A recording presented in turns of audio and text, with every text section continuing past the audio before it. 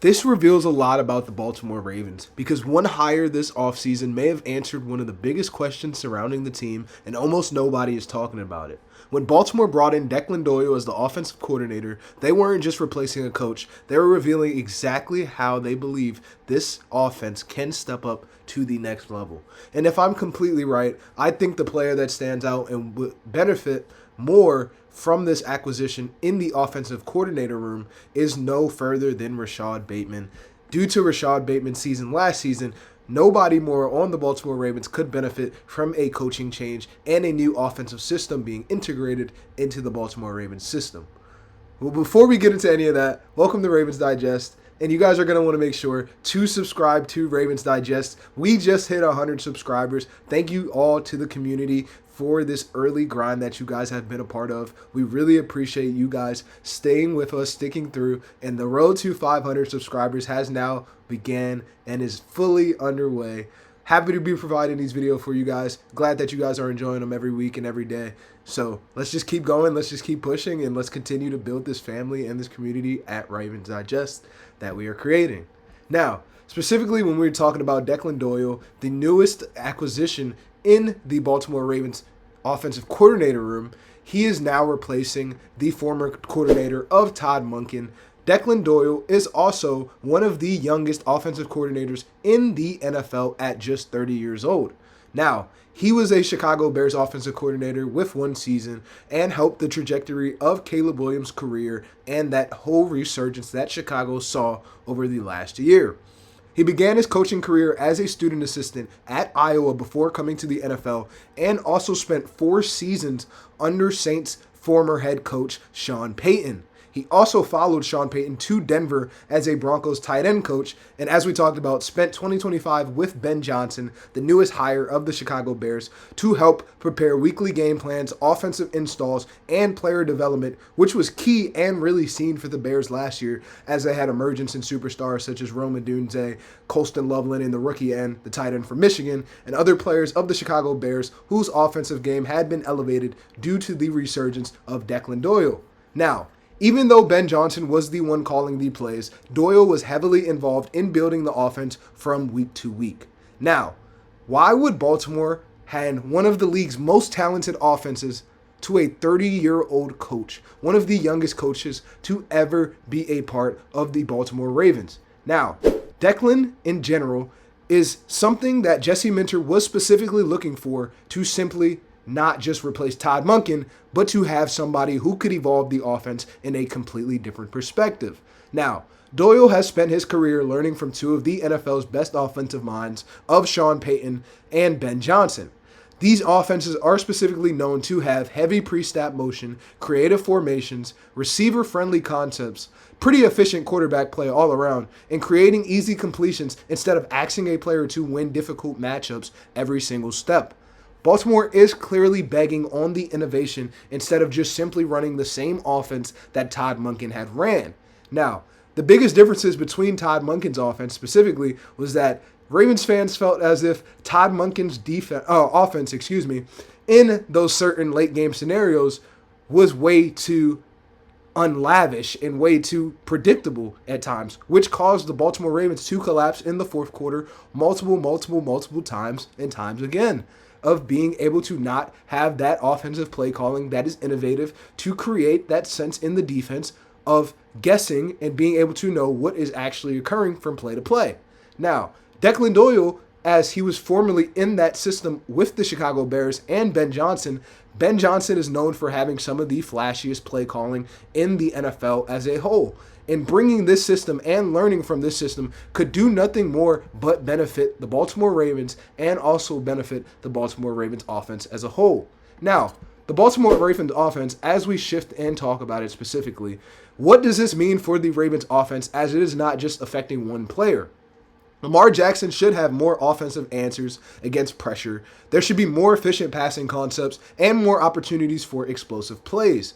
As we know, Lamar has continued to evolve as a passer without taking away what makes him special with his dangerous ability on the ground. Derrick Henry is going to have a more dangerous play action instead of just premium rushes. lighter boxes if defenses can respect the pass game, and there is a better balance between run and pass as a whole. Zay Flowers, the number one receiver, RX, should have more motion plays, as there was something that Declan showed and Ben Johnson also contributed in Chicago, and there will also be more opportunities after the catch as a whole. But there is one Baltimore Raven that really stands out to me going into this upcoming season based on the season that had happened last year and a bit of a drop-off that was experienced from this top player. We are talking about Rashad Bateman, number 7 of the Baltimore Ravens. Out of everybody in the offense, I believe Bateman has the most to gain going into this upcoming season based on a bit of a disappointing season last season. He's a former first-round pick. He is one of the cleanest route runners in the entire league. And in 2024, he showed why he was one of the most promising receivers in the Baltimore Ravens room. Now, specifically going into this last season, Rashad Bateman's stats and totals were some of the lowest in his entire career, as he only had 18 receptions for 217 yards over a 17-game stretch. This is something that was highly unlikely for Rashad Bateman, as Rashad Bateman in 2024 was one of the biggest deep threats for Lamar Jackson to be able to target in those deep leverage situations. Now, the Baltimore Ravens benefited and suffered in this department last year, and I would say Rashad Bateman suffered the most under the Todd Monken spectrum of not being able to get those deep ball abilities, which he is so known and so prominent for.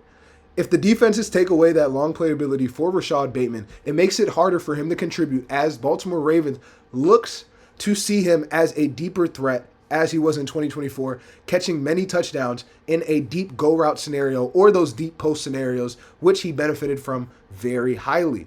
I still believe in Rashad Bateman. I believe Rashad Bateman is one of the most underrated receivers in the entire NFL. And what does Doyle bring that is going to benefit Rashad Bateman in the most positive way?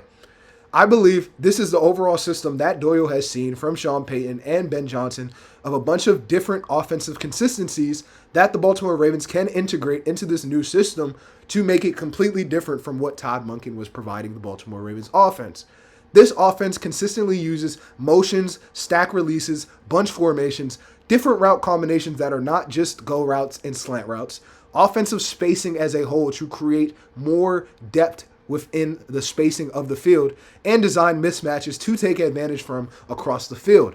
Now, Rashad Bateman specifically benefits in this department and is very highly needed in these departments to be able to create separation with great timing, as we know about Rashad Bateman has, and his great body control and football IQ.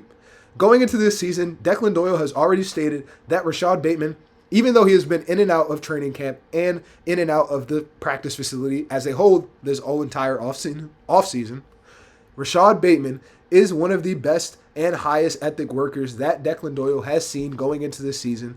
And after a disappointing 2025 season, Baltimore could have simply just brought in another starting receiver, reduced his role completely, or just moved in a different direction. But instead of this, Baltimore offered him an extension, and they continue to show confidence in Rashad Bateman by hiring a new offensive coordinator known for maximizing his overall talent and his skill set. Building an offense like this could just naturally fit to Bateman's strengths. As we know, at Minnesota, Rashad Bateman was one of the most effective pieces in the entire collegiate football with his deep playability, and in 2024, Rashad Bateman was one of the better receivers on the Baltimore Ravens alongside Zay Flowers. Now, what is there to watch this season other than just the box score with how Rashad Bateman is going to be used? Will we see more pre-snap motions, more slot snaps, more crossing routes, and more intermediate concepts? Or will there be more design play calling towards Bateman outside of just a deep play game specifically? Now, what are the predictions for Rashad Bateman and Declan Doyle as the Baltimore Ravens offense looks to build on this season? But not only is Rashad Bateman benefiting from this Baltimore Ravens changing staff with Declan Doyle, I also believe the Baltimore Ravens offense will be very efficient and have a completely different style of offense, completely unrelated to what Todd Monken was previously bringing us, as he is now the newest head coach for the Cleveland Browns. One of the boldest predictions that I have going into this season is that the Baltimore Ravens will finish as one of the most NFL efficient offenses simply based on what Declan Doyle was providing Caleb Williams last season. Caleb Williams had everything in his right last season to be voted as an MVP, as that award went to Stafford. But in the playoffs, Caleb Williams showed us a performance that was one of one, including those back shoulder throws and those game-winning touchdowns against the Packers and in these other divisional rounds. Declan Doyle was the mind behind this. Now, bringing this in, as we talked about in the previous video, this also integrates with Lamar Jackson being back in MVP discussions and being able to win that third prominent MVP. The Baltimore Ravens offense and their passing game has been decent from course to course over the past couple of years, but I believe the passing game this offseason will become the most explosive that the Baltimore Ravens have seen, just due to the fact of Declan Doyle sitting under Sean Payton and Ben Johnson to be able to learn that innovative play calling that the Baltimore Ravens have not seen from an offensive spectrum over the past of the last course years. Now, at the end of the year, I think we'll look back at Declan Doyle and say that he was one of the most underrated moves this entire offseason to bring a completely new trajectory for the receiver game in Zay Flowers, but especially in Rashad Bateman. And Rashad Bateman should have a bounce back year compared to the dips that he had in 2025. Now, do you think Declan Doyle can take the Ravens offense to another level? And which player do you think will benefit the most from his arrival as a whole? Let me know in the comments. We appreciate you guys staying with another video of Ravens Digest, and we'll see you on the next one. And be a part of the Ravens flock. Start being a part of Ravens Digest. Don't forget to subscribe to the channel, and we will see you on the next one.